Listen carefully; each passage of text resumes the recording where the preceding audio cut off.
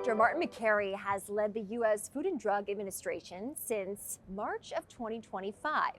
He's here at the New York Stock Exchange today for a New York Bio event and joins me on the trading floor.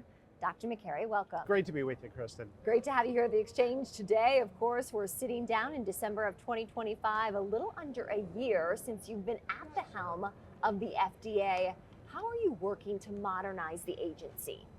Well, I was a cancer surgeon at Johns Hopkins before coming to the FDA. And when you're at the bedside of a patient, especially when you have to break bad news, you want to think about why are there hurdles and barriers and idle time in bringing more cures to patients? And so we've got to challenge the deeply held assumption that it needs to take 10 to 12 years for a new drug to come to market. So we're doing a lot on the streamlining and modernization side. We've reduced animal testing requirements. Many of the animal tests are not necessary. We've announced just recently allowing real-world data to be admitted to FDA applications. The requirements in the past for real-world data to be in the application has been so onerous that hardly any approved drugs have actually used real-world data. We can learn a lot from real-world experiences. We've reduced the clinical trial requirement from 2 pivotal trials to 1 pivotal trial, which allows companies to run double the number of drugs through these trials. So we want to reduce unnecessary waste and idle time. It turns out you can achieve the same statistical power with 1 well-designed, well-controlled trial as you can with 2. And so we're doing a lot on the side of increasing predictability for the agency, streamlining the process, and reducing the R&D costs by changing the requirements so they're common sense and yet still maintaining our goal of ensuring public safety. Is there a way to quantify the drug development efficiency that you anticipate to see under your leadership at the FDA, including in some of these high-need areas? There is. I think, first of all, I'd like to see in our time at the agency a cure or meaningful treatment for type 1 diabetes, for some neurodegenerative cruel diseases, for certain phases of cancer, where we've seen in early studies drugs melt away a cancer so you don't need surgery or chemo or radiation. I mean, these game-changing results, like the one we just saw published for multiple myeloma, they deserve a rapid review. So we have a new pilot program to get decisions out from the FDA in a matter of weeks. Now that's unprecedented, but we're doing this in a pilot program to evaluate what can we do better to reduce idle time and use our convening power rather than farm the applications out to separate agencies. We also need more clear guidance to companies so they don't have to do guesswork, which can add a lot of time and expense for companies. We want to make the process clearer and more transparent. And so one of the things we did is to make our rejection letters public information for the first time in FDA history, so that drug developers can see exactly how the reviewers in a particular study section think in what they want to see in a trial. I do want to talk about trust in the FDA. We did see it come under pressure during the coronavirus pandemic. Yes.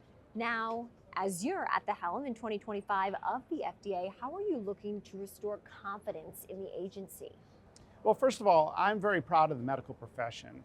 And to see that public trust in doctors and hospitals went from 71% of the public trusting us in 2019 to just 40% last year, the year before I came to the FDA. That is an American tragedy.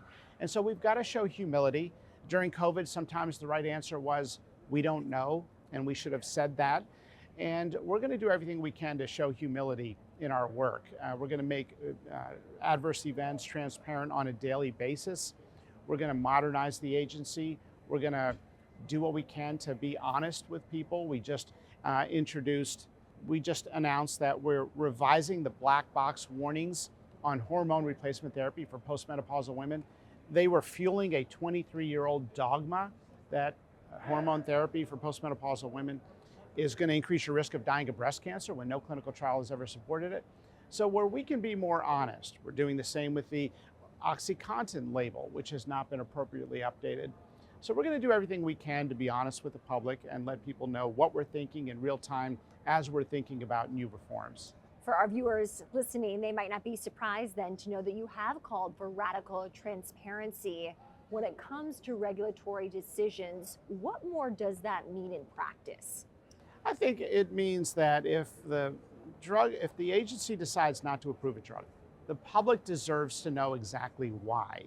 And so there's been an era where corporations have shown some optimism with their FDA decisions that have not been favorable.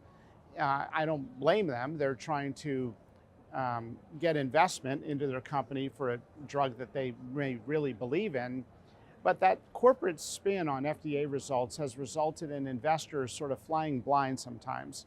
And it turns out that in one analysis, 80% of FDA decisions that were not favorable to companies were not truthfully represented to the public. And so what we're doing by making our decision letters public is we're getting rid of that sort of confusion so people can see exactly why, and they deserve to know why. It increases accountability, and I think it'll help restore trust. You've called for a healthier national food supply.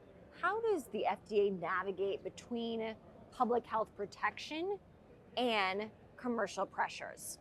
Yeah, so we've got to consider everything in this job. Now, one of our biggest goals is healthier food for children.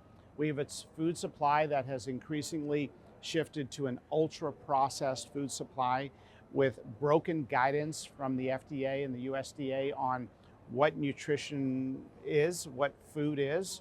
And so we're rewriting the food pyramid, and then nutritional guidance will be out in a matter of weeks.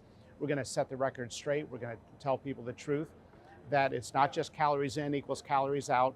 It's the type of food that gives you calories. We want to promote healthy food, whole foods, food that comes from healthy soil, from good farming practices, the importance of fiber. You can't just strip fiber out of grains, chop up the grains so it functions like sugar, and tell people that this is healthy. So we're going to be doing a massive initiative in this space of food. We already announced we're taking action to remove all 9 petroleum-based food dyes from the U.S. food supply. It's been hugely popular in the United States on a bipartisan level. We have approved natural food dyes with natural ingredients to replace the artificial food dyes. We've done that at record speed in a matter of months. And we're also evaluating all the chemicals that are in the US food supply that are banned in Europe. And that's because we've had this old regulation called GRAS. We are revising GRAS, we are closing the loophole, and we are going to be talking about things that have not been talked about before. We're talking now in this administration about natural light exposure for children. We're talking about the importance of exercise. We had an expert panel recently on testosterone therapy for men with low testosterone. These are public health issues that we've shied away from that we need to be able to tackle head on and talk about the latest evidence around. In modernizing and reforming the FDA, Dr. Makary, how do you ensure that the U.S.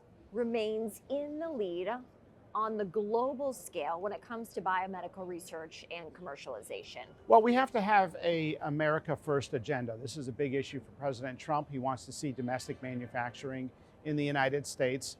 I was just at the groundbreaking for Novartis, where the CEO said they are working towards a very clear goal that all medications made for American patients are made in the United States. That's a laudable goal. That is part of our goal as well, that we want to encourage companies that are moving manufacturing to the United States.